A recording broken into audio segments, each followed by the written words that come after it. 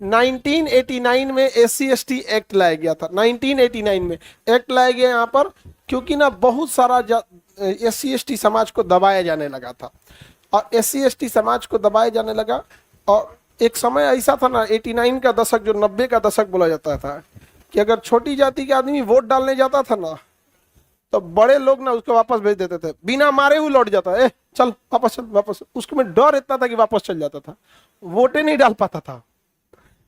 दो चार को जो हिम्मत दिखाते थे, इतना मार मारता था सब ना, क्या कर पाएंगे यहाँ पर। तो इसलिए एक कानून लाया गया था इन लोगों के लिए, कि अगर किसी को आप जातिगत शब्द बोल दीजिएगा या फिर प्रताड़ना कर दीजिएगा और वो पुलिस में कंप्लेन कर देगा, तो तत्काल गिरफ्तारी हो जाएगी। बाद में जांच होगा कि वो सही बोला कि झूठ बोला, आप बोले कि नहीं बोले, जांच होते रहे, पहले गिरफ्तारी। सेम महिलाओं के साथ भी था, महिलाओं के भी बहुत अत्याचार होने लगा। तो कोई पीट देता था महिला को, सास, ननद, हस्बैंड, देवर, कोनो आएगा 2-3 झापड़ मार देता था। अब बेचारी कुछ कर नहीं पाती थी, तो इसके लिए महिला एक्ट आया। अब वो जाके कंप्लेन कर देगी ना, तो पकड़ा के जाएंगे लोग।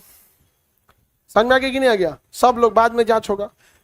दोनों का कुछ कुछ थोड़ा थोड़ा मिसयूज हुआ। समझ में आ गया कि नहीं आ गया? अब महिला लोग में क्या है कि सपोज कीजिए कि लड़ाई हुआ है, केस करने में जानते हैं क्या होता है, उसको जितना अधिकार संविधान में ना सब ठोक देगी उसके ऊपर।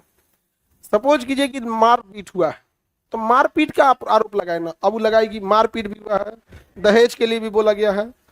अच्छा, सपोज कीजिए कोई पटना में पढ़ाई कर रहा है ना, ओके, भाभी से घर झगड़ा हुआ ना, पटना वाला का नाम डाल देगी टीवी पे। हमारे पास बहुत सारे बड़े लड़के आते हैं। एगो आया था 2-3 दिन पहले, सर घरे झगड़ा हुआ, भाभी हमरो नाम डाल दिए। हम कहेंगे इधर देख, इधर हम है, तोरा बड़का भैया इधर है। ऐसे कैसे नाम डाल देंगे यहाँ पे? तुम है ना यहाँ पे काम कर। लेकिन अगर तुम लोग का नाम हम डाल तो तत्काल आया करो। केस डायरिया बनने के बाद 6 महीना पुरान डायरी लेके आओगे तो हम कुछ नहीं कर पाएंगे। अगर तत्काल हुआ है ना, आज कल में आ जाओ, रियल है, जेन्युइन, तो हम उतना प्रूफ दे देंगे जिससे ये पता चल सके कि आप वहां नहीं थे।